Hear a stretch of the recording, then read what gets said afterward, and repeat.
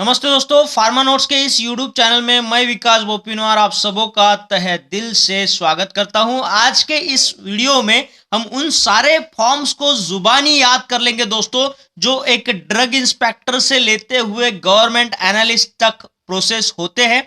ये आज तक आपको दिक्कत हो गई होगी इन फॉर्म्स को याद करने में, लेकिन इस वीडियो के बाद में आपको कोई दिक्कत नहीं होगी। तो चलिए आइए आज के इस शानदार सेशन को स्टार्ट कर देते हैं हमारे फार्मा नोट्स यूट्यूब चैनल के साथ में।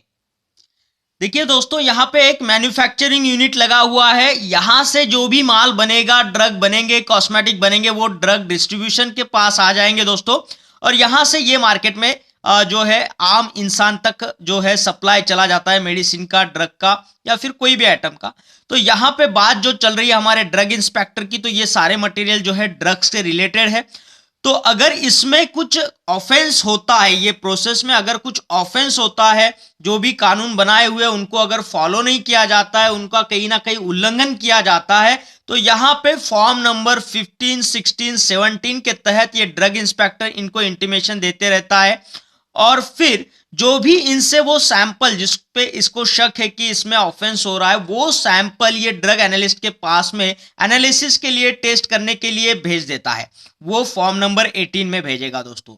और गवर्नमेंट एनालिस्ट के जो भी रिपोर्ट्स यहाँ पे आएंगे, जो भी नतीजे बाहर निकल के आते हैं, वो फॉर्म नंबर 13, फॉर्म नंबर 34 में दे देता है। ठीक है, तो ये तो इसका जो है शॉर्टकट में मैंने आपको बताया। इसको पूरे डिटेल्स में हम इस वीडियो में देखने वाले हैं दोस्तों। लेकिन उसके पहले मैं आपको यहाँ पे एक चीज बताऊं दोस्तों, हमारे फार्मा नोट्स यूट्यूब चैनल का अपना एक टेलीग्राम चैनल है। उस टेलीग्राम की लाइफ टाइम तक के लिए आपको पीडीएफ मेंबरशिप के लिए मात्र 1999 रुपीज को कंट्रीब्यूट करना है। ये वन टाइम का कंट्रीब्यूशन है, जहां पे आपको लाइफ टाइम तक के लिए इन नोट्स के सहारे एक्सेस मिलेगा दोस्तों, जो आपके हर फार्मा एग्जाम्स में आपको हेल्पफुल रहेंगे। और ये कंट्रीब्यूशन आप कोई भी ऑनलाइन ट्रांजेक्शन ऐप से कर सकते हो, जैसे गूगल पे, फोन पे, पेटीएम से। इसके लिए हमारा एकमात्र मोबाइल नंबर नोट कर लीजिएगा, 8087339648 पर।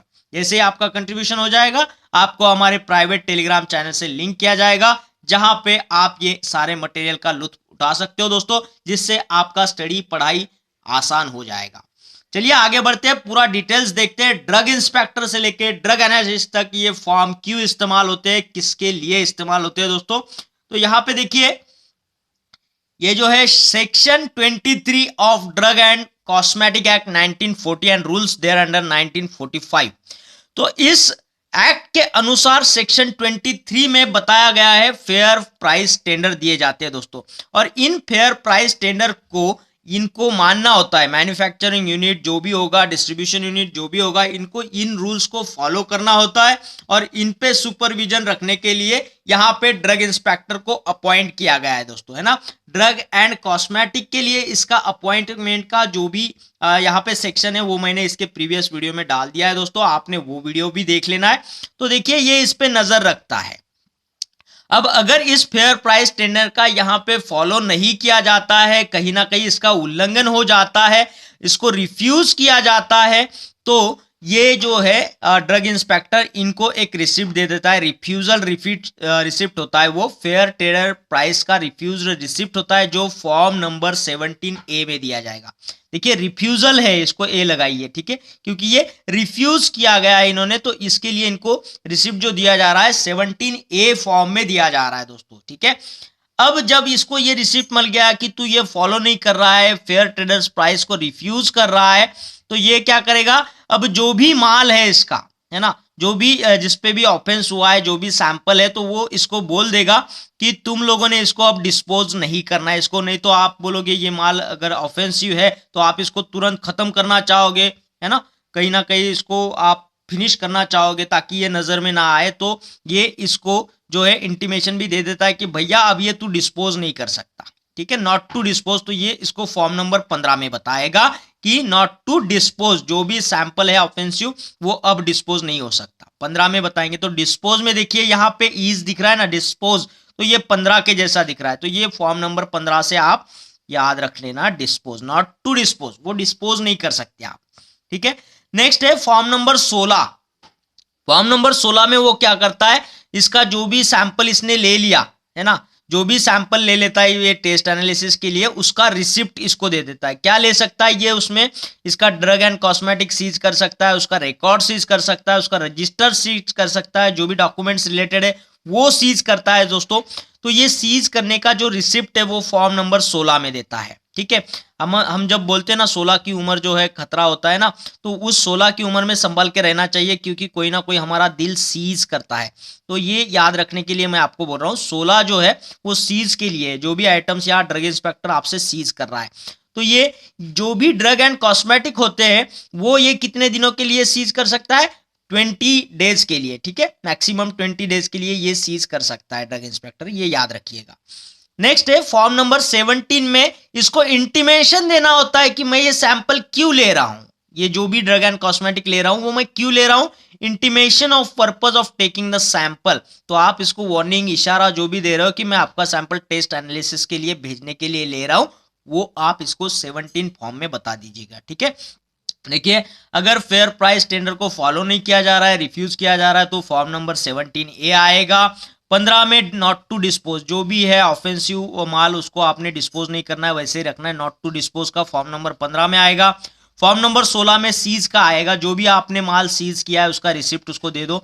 ड्रग एंड कॉस्मेटिक होगा तो वो 20 डेज के लिए आप सीज कर सकते हो, रिकॉर्ड रजिस्टर डॉक्यूमेंट जो भी है, तो वो फॉर्म नंबर 16 में आएगा। फॉर्म नंबर 17 में आप उसको बता दो कि आप इस सैंपल का क्या करने वाले हो, मैं इसे टेस्ट और एनालिसिस के लिए भेजने वाला हूं, तो फॉर्म नंबर 17 आ जाएगा। ठीक है, अब आगे क्या होता है देखिए, अब जो ड्रग इंस्पेक्टर है इनके पास से सैंपल तो ले लेता है। ठीक है, सैंपल ले लेगा। अब अगर वो मैन्युफैक्चरिंग यूनिट होता है, मैन्युफैक्चरिंग यूनिट होता है तो वो जो सैंपल लिया उसको ड्रग इंस्पेक्टर 3 हिस्सों में डिवाइड कर देता है। ठीक है, 3 बराबर हिस्सा करेगा।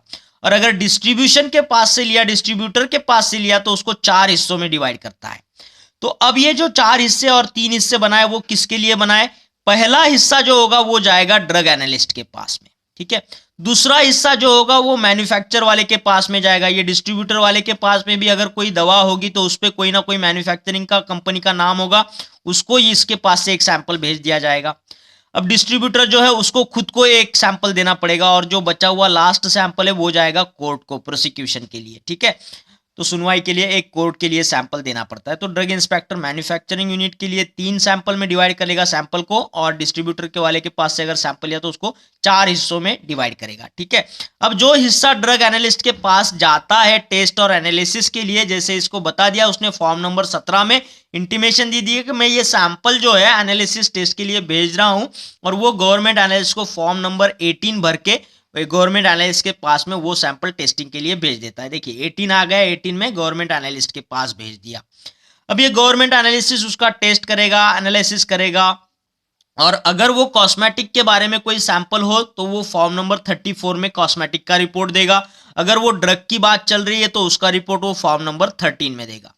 अब ये जो रिपोर्ट यहाँ एनालिस्ट ने दिए है, उस रिपोर्ट का जो कॉपी है वो भी 3 हिस्सों में होता है दोस्तों। एक कॉपी तो इन खुद को जाएगा, ठीक है, दूसरा जो कॉपी होता है इसका वो जाएगा प्रोसिक्यूशन के लिए रखा जाएगा। ठीक है, और एक इसके डिस्ट्रीब्यूटर के वाले के पास में जाएगा। और अब इन लोगों को अगर दिक्कत होगी उस रिपोर्ट से, ये इनका मानना होगा, ये क्लेम करना चाहते कि ये रिपोर्ट गलत है, तो ये विदिन 28 डेज में क्लेम कर सकते कि ये रिपोर्ट हमें मंजूर नहीं है, ये इसमें गलती है। तो क्या होता है, गवर्नमेंट ये कोर्ट जो है गवर्नमेंट एनालिस्ट के पास का सैंपल जो है सीडीएल को भेज देती है, जो सेंट्रल ड्रग लेबोरेटरी कोलकाता में है। तो इसका जो भी रिपोर्ट आएगा फिर वो फाइनल हो जाएगा दोस्तों। ठीक है, इसका रिपोर्ट जो होता है वो फाइनल होता है, फिर इसके ऊपर कोई क्लेम नहीं कर सकता, ये फाइनल हो जाएगा आपका। ठीक है, तो इस तरीके से जो है यहाँ पे एनालिस्ट के आगे जो है फॉर्म नंबर 13 ड्रग के लिए, फॉर्म नंबर 34 कॉस्मेटिक के लिए जाता है दोस्तों। तो इस तरीके से आपने सारे फॉर्म्स को यहाँ पे याद हो रखना है दोस्तों। तो ऐसी आशा करता हूं कि आपको ये सारे फॉर्म नंबर्स यहाँ से याद हो चुके होंगे दोस्तों। नहीं भी हुए तो कोई बात दिक्कत नहीं, एक बार वीडियो को और दोहरा देना, ये जरूर आपके जहन में बैठ जाएंगे दोस्तों। और अगर आपको ये वीडियो अच्छा लगा है तो इस वीडियो को लाइक करना है, शेयर करना है, और कमेंट बॉक्स में कमेंट जरूर करना है दोस्तों। आपकी कमेंट मेरे लिए बहुत ही अहमियत रखती है, प्रेशियस होती है दोस्तों। मैं उसे बार बार पढ़ता हूँ, मुझे दिल ही दिल में अच्छा लगता है, खुशी मिलती है दोस्तों। और इसी बढ़ते खुशी उत्साह के साथ में मैं नए नए वीडियोस आपके लिए लेकर के आता हूँ। और जो नए लोग हैं जो उन्होंने अभी तक चैनल को सब्सक्राइब नहीं किया है, उनसे दरखास्त है चैनल को सब्सक्राइब करें, उसके बाद आने वाले बेल आइकन को क्लिक करें। दोस्तों इस बेल आइकन को क्लिक करने से होता यह है कि जब भी हमारा वीडियो आता है आपके मोबाइल में एक नोटिफिकेशन मैसेज जारी होता है, जिसकी वजह से आपका कोई भी वीडियो मिस नहीं होता है और आप यूं ही फार्मा की दुनिया की नॉलेज में कदम दर कदम हमारे साथ में आगे बढ़ते रहते हो दोस्तों। और हमारा आपसे वायदा है कि आपको एक बेहतरीन नॉलेज प्लेटफॉर्म बना के छोड़ेंगे दोस्तों, बना के देंगे यहाँ पे। तो फिर मिलते हैं एक और खास शानदार बेहतरीन वीडियो के साथ में, तब तक के लिए थैंक यू।